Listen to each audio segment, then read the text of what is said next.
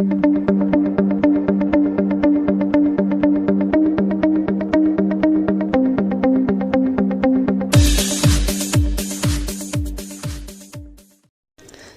दोस्तों, मैं बच्चन झा आप सबका स्वागत करता हूं झा ग्रुप ऑफ स्टडी में। और आज हम चर्चा करने वाले लोकतंत्र अर्थात डेमोक्रेसी पर। आज हम लोकतंत्र के सभी पहलुओं पर नज़र डालेंगे और नज़र डालने के बाद इसका एक निष्कर्ष निकालेंगे। तो चलिए शुरू करते हैं हमारा आज का ये वीडियो क्लास। किसी भी देश के शासन व्यवस्था को चलाने के लिए विभिन्न प्रकार के शासन प्रणाली का उपयोग किया जाता है, जैसे राजतंत्र, एकदलीय शासन प्रणाली, सैनिक शासन और लोकतंत्र। परंतु आधुनिक युग में लोकतंत्र को ही शासन का सर्वोत्तम रूप माना जाता है, क्योंकि इसमें अधिक अधिकार सम्मिलित होते हैं। लोकतंत्र की शुरुआत प्राचीन यूनान में लगभग आज से 2500 वर्ष पूर्व हुई थी। ये ग्रीक भाषा के शब्द डेमोक्रेसिया से निकला है, जहाँ डेमोज का अर्थ होता है प्रजा और क्रेटोज का अर्थ होता है शासन। इस तरह लोकतंत्र का अर्थ है सरकार का एक ऐसा रूप जिसमें प्रजा शासन करती है। लोकतंत्र शासन की एक ऐसी व्यवस्था है जिसमें राज्य सत्ता किसी एक व्यक्ति या एक विशेष समूह के पास न होकर संपूर्ण जनता में निहित होती है।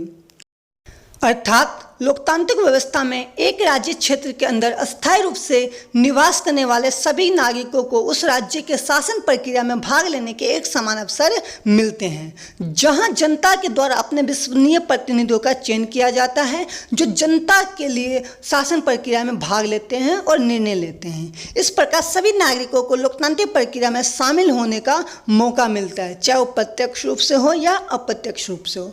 लोकतंत्र का यही विशेष गुण उसे अन्य प्रकार की सभी शासन व्यवस्था से अलग बनाती है। परंतु वर्तमान समय में लोकतंत्र केवल अप्रत्यक्ष रूप से ही इस्तेमाल में लाई जा सकती है। इसके पीछे विशेष कारण ये है कि प्रत्यक्ष लोकतंत्र वहाँ पर उपयोगी होता है जहाँ की जनसंख्या सीमित अर्थात कम हो।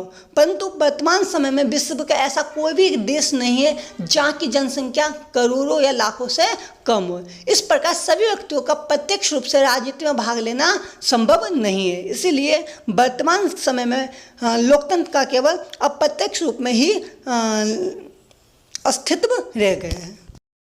इस तरह देखा जाए तो आज विश्व का अधिकतर देश लोकतांत्रिक देश है, परंतु सभी राष्ट्र में लोकतंत्र का स्वरूप एक समान नहीं है। उदाहरण के लिए चीन और उत्तरी कोरिया में जहां एक दलीय शासन प्रणाली है, वहीं पाकिस्तान में सैनिक शासन है।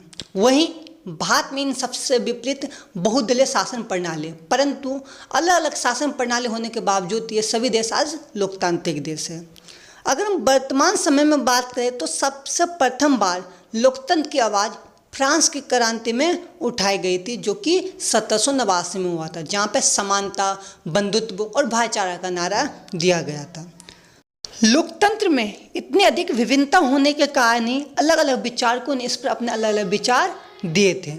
जहाँ सीले ने कहा था लोकतंत्र उस सरकार को कहते हैं जिसमें हर व्यक्ति की भागीदारी होती है, वहीं लोकतंत्र पर अब्राहम लिंकन द्वारा दिया गया तर्क सबसे अधिक उपयोगी है।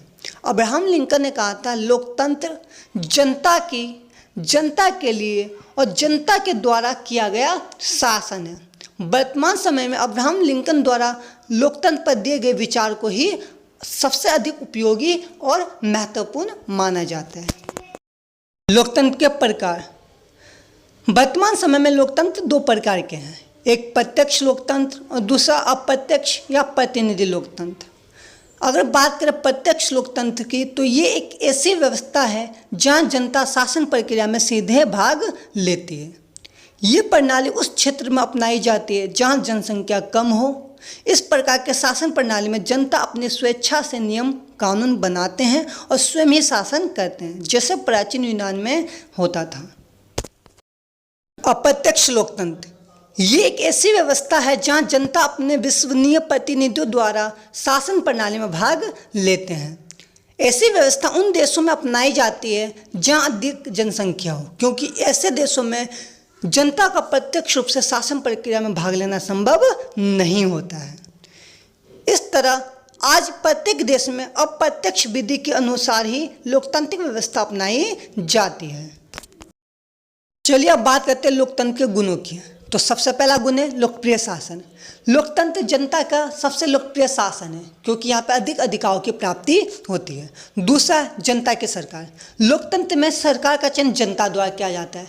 जनता जब चाहे जिसे चाहे सत्ता पर कायम कर सकती है और जब चाहे जिसे चाहे सत्ता से बाहर कर सकती है, इसीलिए यहाँ पे जनता की सरकार होती है। तीसरा गुण है इसका तानाशाही सरकार का अभाव। क्योंकि यहाँ पर सरकार का चयन जनता द्वारा स्वयं किया जाता है, इसलिए यहाँ पर तानाशाही सरकार का अभाव मिलता है। इसके अलावा यहाँ पर प्रत्येक नियमित अंतराल के बाद चुनाव होते रहते हैं, इस कारण तानाशाही सरकार यहाँ पर देखने को नहीं मिलता। फोर्थ, अधिकारों की सुरक्षा। बाकी शासन प्रणाली से अगर हम लोकतंत्र की तुलना करें तो हमें ये देखने को मिलेगा कि लोकतंत्र में अधिकारों की सुरक्षा पर अधिक बल दिया जाते हैं। पांचवा है सामाजिक न्याय एवं स्वतंत्रता की प्राप्ति। लोकतंत्र में सामाजिक न्याय एवं स्वतंत्रता की प्राप्ति होती है जो कि हमें राजतंत्र, सैनिक शासन तथा एक दलीय व्यवस्था में देखने को नहीं मिलता। छठा है देशभक्ति की भावना।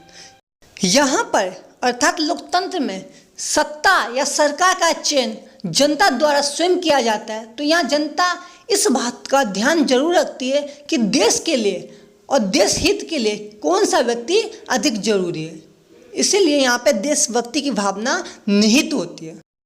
सातवां, शासन में गलती की संभावना कम। लोकतंत्र में नियमित अंतराल के बाद चुनाव होते रहते हैं।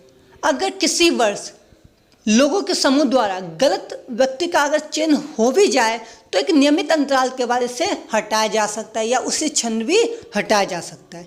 इसी कारण यहाँ पे गलती की संभावना कम होती है जो कि बाकी शासन प्रणाली में देखने को नहीं मिलता। जिस प्रकार प्रत्येक व्यक्ति में गुणों के साथ अवगुण भी पाए जाते हैं, उसी प्रकार लोकतंत्र में कुछ गुण है तो कुछ अवगुण भी है। तो चलिए बात करते हैं इन्हीं अवगुणों की। पहला, समय की बर्बादी। लोकतंत्र में शासक का चुनाव करने के लिए हमें चुनाव या निर्वाचन व्यवस्था अपनानी पड़ती है जिसमें 2 से 3 महीने कम से कम लगते हैं। अगर हम बात करें बाकी शासन प्रणाली की तो वहाँ पे शासक का चुनाव क्षण भर में हो जाता है, जबकि लोकतंत्र में कम से कम 2 से 3 महीने लगते हैं, इसलिए यहाँ पे समय की बर्बादी अधिक होती है। दूसरा, भ्रष्ट शासन व्यवस्था। लोकतंत्र में भ्रष्टाचार भी अधिक पाई जाती है जो कि अन्य प्रकार के शासन व्यवस्था में नहीं पाई जाती। तीसरा, सार्वजनिक धन की बर्बादी। क्योंकि लोकतंत्र में शासक को चुनने के लिए निर्वाचन अर्थात चुनाव करवाना पड़ता है, इसलिए इसमें धन की बर्बादी अधिक होती है, परंतु वहाँ के शासन व्यवस्था में धन की बर्बादी अधिक नहीं होती। फोर्थ है अस्थायी सरकार। लोकतंत्र में नियमित अंतराल के बाद चुनाव होते रहते, इसलिए यहाँ पर कोई भी सरकार या कोई भी सत्ताधारी पक्ष एक लंबे समय के लिए सत्ता में कायम नहीं रह सकती। यहाँ पे सरकार का चुनाव प्रत्येक कुछ नियमित अंतराल के बाद किया जाता है, इसलिए यहाँ पे सरकार बदलती रहती है और यहाँ पे अस्थायी सरकार पाई जाती है। पांचवा, दल बदल राजनीति। लोकतंत्र का सबसे बड़ा अवगुण यही है कि यहाँ पे दल बदल राजनीति देखने को मिलती है। अगर कोई प्रतिनिधि किसी क्षण किसी एक दल में है, वही प्रतिनिधि दूसरे क्षण किसी अन्य दल में भी सम्मिलित हो जाता है। छठा है अयोग्य लोगों की सरकार। लोकतंत्र में वे व्यक्ति भी सत्ता में शामिल हो जाता है जिसके पास कोई भी योग्य न हो, अर्थात गुणहीन व्यक्ति भी लोकतंत्र के माध्यम से सत्ता में शामिल हो सकता है। सातवां है राजनीति में धनी वर्ग का प्रभुत्व। प्राय ये देखने को मिलता है कि लोकतंत्र में वही व्यक्ति राजनीति या सत्ता में कायम रहता है जिसके पास अधिक धन हो, चाहे उसके पास कोई गुण हो या न हो। अगर उसके पास धन है तो वो सत्ता में शामिल हो जाता है। आठवां है विकास की कमी। लोकतंत्र में बार बार और एक नियमित अंतराल में सरकार बदलने की वजह से विकास के कार्यक्रम कई बार रुक जाते हैं और जो नया सरकार आते हैं वो अपने हिसाब से विकास करवाने का प्रयत्न करता है। इस कारण उन देशों में विकास की कमी देखने को मिलती है जहाँ पर लोकतंत्र अपनाया जाता है। इतने अध्ययन करने के बाद अगर हम लोकतंत्र का एक निष्कर्ष निकालें तो अनेक दोषों के बावजूद हम लोकतंत्र के महत्व को नकार नहीं सकते। लोकतंत्रीय शासन का सर्वोत्तम रूप है, इसी कारण आज दुनिया के लगभग सभी देश अपने आप को लोकतांत्रिक राष्ट्र कहलाना पसंद करते हैं। अगर आपको हमारा वीडियो अच्छा लगा तो हमारे चैनल को सब्सक्राइब करें, सब्सक्राइब के साथ लगे हुए बेल आइकन को दबाना बिल्कुल ना भूलें। वीडियो को जितना हो सके उतना शेयर करें, वीडियो को लाइक करें और अगर आपका कोई क्वेश्चन है तो आप कमेंट बॉक्स में जाकर हमें कमेंट करें।